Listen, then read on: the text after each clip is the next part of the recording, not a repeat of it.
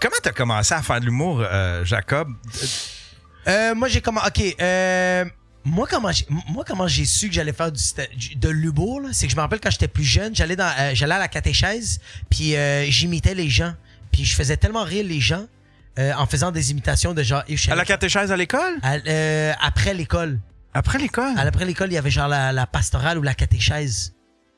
Je sais pas c'est quoi, il y avait comme... C'est quoi, vous alliez là en famille, quoi? C'était ma mère qui voulait vraiment que je devienne prêtre. Ah ouais, ok. Ou diacre. Ah. Puis c'est qu'elle doit être déçue. Ah, fuck me, bro, je peux pas faire des jokes de pénis. Non, mais tu sais, t'es pas plus à l'opposé d'un prêtre 100%. qu'un gars qui vient faire des jokes de scrotum. Ouais, vraiment, 100%. Fait que j'ai vu que genre, je faisais rire les gens avec ça, ou des fois, je faisais juste dire des shit, puis je faisais tellement rire les gens, puis j'ai trouvé ce mécanisme tellement beau, de comme, fuck, man, je dis quelque chose que j'ai envie de dire, puis la réaction que les gens ont, c'est pas qu'ils ont pitié, ils rient. Ou c'est pas les gens qui sont fâchés, ils rient. Ouais. Fait que rendu là, j'ai juste commencé à faire comme, OK, j'aime l'humour. Là, j'ai vu Rachid Badouri sur YouTube. J'étais comme, holy shit, comme ça se peut, genre, un immigrant qui fait des jokes puis que le monde veut voir ça. Fait que j'étais comme, OK. Puis c'est là que j'ai commencé à faire du... C'est là que la pitié t'embarque. C'est là que la pitié t'embarque. C'est là que j'ai commencé. C'était en quelle année, mettons... j'ai découvert l'humour, je savais peut-être genre j'avais 14 ans, fait que ça avait 8 plus... Fait que genre on va dire 2006-2007. OK. J'ai commencé à vraiment vouloir faire de l'humour, j'aimais ça. Là, t'as quel âge? Là, j'ai 32. Ah, OK. Le premier show, je pense on était ensemble. Un des bêtes... Marché Angus. Marché Angus. T'as-tu fait l'école? Pas fait l'école. T'as pas fait l'école, mais comment t'as commencé, admettons, tu t'es écrit un numéro, puis... Après ça, t'allais où? T'allais faire quoi? Ben, t'essaies de trouver des shows. Ouais, c'est ça. Fait que moi, quand j'ai commencé, ça a été le cégep où j'étais, à Montmorency. Mais avant de faire l'impro, j'étais je faisais le Momo Comedy Club, comme je jouais là-bas. Ah, okay. Au Momo Comedy Club, c'est une fois par mois, j'ai embarqué dans l'impro l'année d'après. Puis après ça, on m'a délégué le Momo Comedy Club. Fait que là, j'ai commencé à organiser des shows du monde dans le cégep. Puis après ça, j'ai commencé à faire aussi les bars. J'ai connu Jean-Philippe Anoir. Il organisait des shows d'humour. Jean-Philippe Anoir. Okay. C'est un gars qui a gagné à Occupation Double avec Kim... Ouais, le gars qui a le Comédie C. Non, le C Club. C'est drôle. Ouais. Cabaret C. Cabaret C, ouais. Fait que... là, j'ai commencé aussi là-dedans. Fait que ça a été comme un mélange de cégep puis genre faire des bars. Moi, je vendais des billets puis il m'a dit, un moment donné, tu vas avoir une shot. Un moment donné, je vais te donner un spot. Puis un moment donné, j'ai juste... Il y a un humoriste qui s'est pas pointé. Puis c'était Dave Godet qui animait puis il a fait, hey, on a besoin d'un humoriste qui fait 5 minutes. Là. On a besoin d'un 5-8 minutes. Puis j'ai fait, dude, je peux le faire. Comme, t'es le gars qui vend les billets.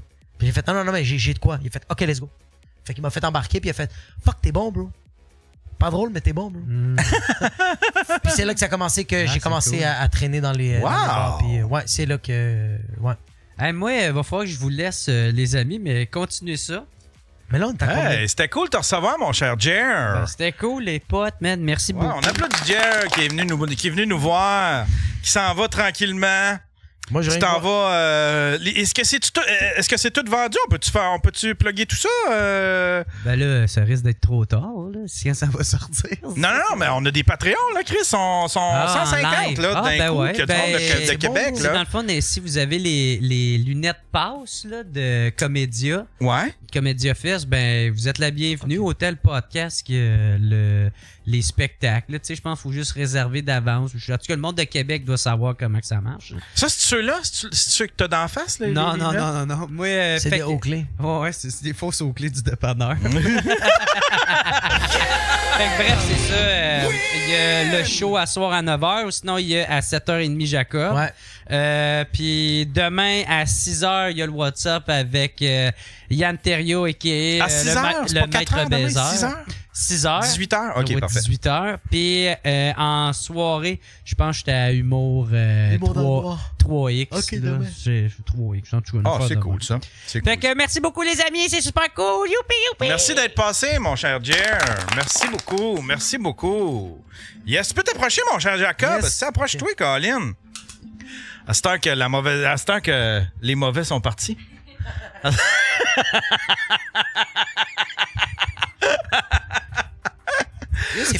C'est fucking sick, t'as 150 Patreons, c'est donc bien hot, ça. Non, 150 qui regardent live. Mais ils sont pas Patreon, là. Mes lives, je les fais publics. Okay. Après ça, l'épisode disparaît, puis il est disponible sur Patreon pendant, mettons, un mois et demi. Puis après ça, il sort sur YouTube. Fait que si tu veux le voir, tu peux le voir gratuit live. Ouais. Mais après ça, si tu veux le revoir, faut que t'attendes un mois. Ouais. Faut que t'attendes un mois. Okay, ben, même plus, là. Tu sais, là, okay. J'ai ramassé un gros buffer. Mais des fois, le buffer, il rapetisse, puis j'ai juste 2 semaines d'avance. OK. Ouais, puis ouais, c'est ça. Fait que là, tu comptais que t'avais commencé... T'as commencé de même. Ça, c'est ta première scène quand t'es monté pour Dave Godette? Comme j'avais dit, j'avais fait une coupe de... Attends, mon premier show, man, j'essaie de me... Mon premier show, OK, c'était à l'hémisphère gauche.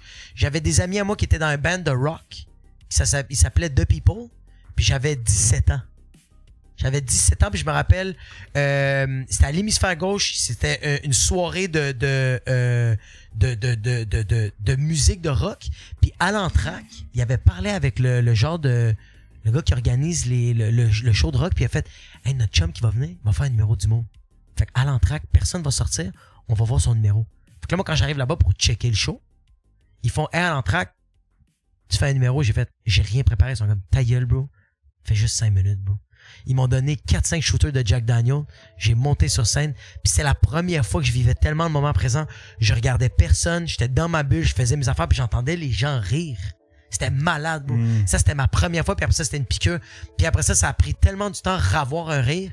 Je pense que ce show-là, j'ai eu des rires. Puis ça a pris peut-être genre le 5e, 6e show. Le monde riait pas, là. Zéro, là.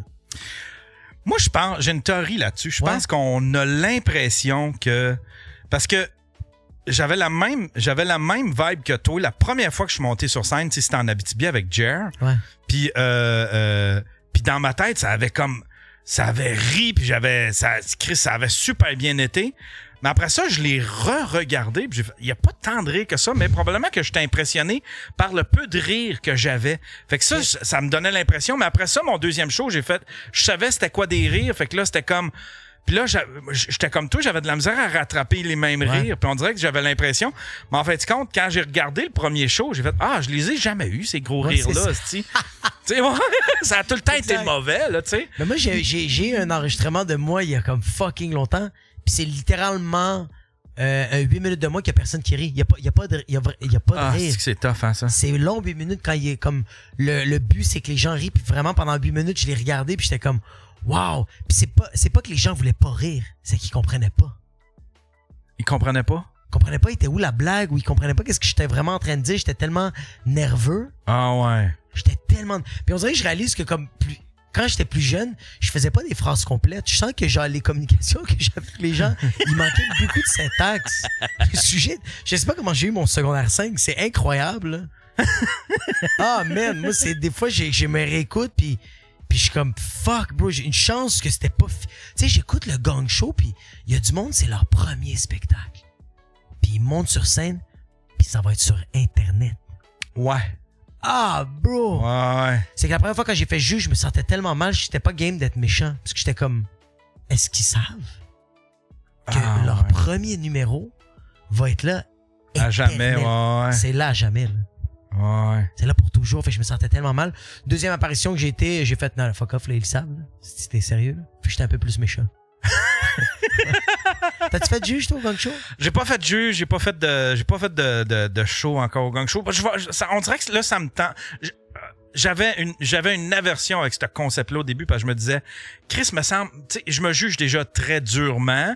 Là, tout le monde disait, tu devrais aller au Gang Show, tu devrais aller faire un numéro au Gang Show. Puis je faisais comme, je me juge déjà durement. Ça me tente pas d'avoir Charles qui va faire des jokes sur le fait que j'ai 50 ans, que je suis un angry white man. Je les connais toutes les jokes qu'ils vont faire. Ouais. Mais là, on dirait que là, j'ai vu plus de Gang Show. Puis là, je comprends un peu plus la vibe. Il y a une espèce de... Puis en plus, j'ai fait la réalisation, j'ai remplacé Chuck. Fait que là, je comprends la vibe un peu plus party, un peu plus... Puis là, on dirait que, je sais pas, je le ferais peut-être, un moment donné, là, aller faire un numéro, aller essayer de casser un numéro. Ou tu sais, des numéros éphémères. Tu sais, des numéros, admettons, sur l'actualité qui vont disparaître, puis tu peux pas traîner n'importe où, ben... Il me semble que j'irais faire ça, là. Parce que des fois, il me vient des idées, puis je fais comme, Chris, c'est bon, mais... ça va durer 1 mois, puis après ça, les gens vont être passés à autre chose. Ça va être en dehors de l'actualité, là, tu sais, là. Je te verrais faire un stunt ou être juge, comme genre, t'es pas obligé de faire un numéro pour prouver comme... T'as pas à prouver quoi que ce soit, c'est vraiment juste... Moi, je te verrais faire un stunt, tu sais. Ouais. Un stunt, il y aurait quelque chose de drôle que tu fasses le Daily Buffer en 3 minutes. Ouais. Il y a quelque chose que tu pourrais ben, vraiment... c'est ça que j'aurais le goût de faire. Parce que j'ai le goût de... Tu sais, comme... Moi, je me suis donné comme... je suis rendu... C'est ça, Mike, il riait de moi parce qu'il disait t'es comme rendu Jean-Marc Parent. Mais moi, mon pattern, c'est que je veux faire de l'humour l'été. Ouais. Puis à partir, admettons, de novembre, décembre, là, je fais du podcast. L'hiver, je fais du podcast. Okay. Puis genre, l'été, je fais de l'humour, puis l'hiver, je fais du podcast. Puis je me fais... Tu sais, fait que j'alterne comme ça. Fait que comme ça, j'ai pas à me promener pendant à moins 30, aller faire des shows. Okay. Puis je m'en cabane pour faire du podcast, puis c'est le monde qui vient. Fait que l'été, t'arrêterais de faire du podcast? Ouais. C'est comme là, on fait un show, mais j'étais pas supposé de rien booker avant fin août. OK. Ouais. J'ai slacké beaucoup. Puis là, ben, je vais essayer de me trouver des petites gigs, des petits 5 minutes, c'était là, puis peut-être même me faire une petite soirée d'humour l'été ou quelque chose de même, tu sais. Ah, c'est je veux m'exercer à faire, tu sais, comme... Ici, à Bécancour, c'est la soirée dont je te parlais. Il y a Jason Boyd, c'est lui qui organise ça, qui fait la soirée. Puis il m'a demandé peut-être d'être chroniqueur cet hiver. Puis peut-être que je le ferais. C'était à 15-20 minutes d'ici. Puis juste pour exercer le cerveau à faire de l'humour, parce que j'en écris pas assez. Je traîne mes vieux numéros, puis ça reste tout le temps des V1. Je les retravaille pas assez. Ouais, exact. Faut que tu fasses ça. Ouais, c'est ça.